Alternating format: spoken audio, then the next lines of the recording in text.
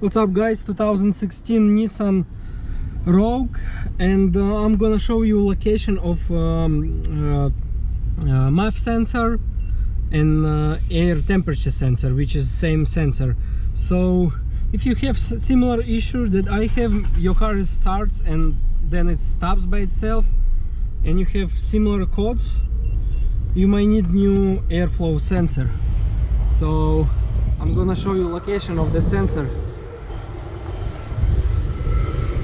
So your sensor located right here, right behind your air filter.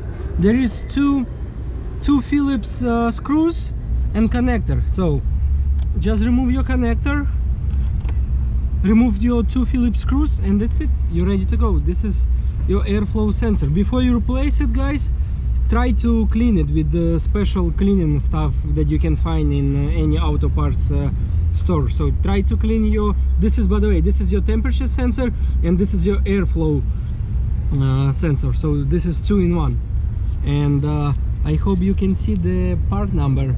So thank you for watching, guys. Join to my channel and see you soon. Bye.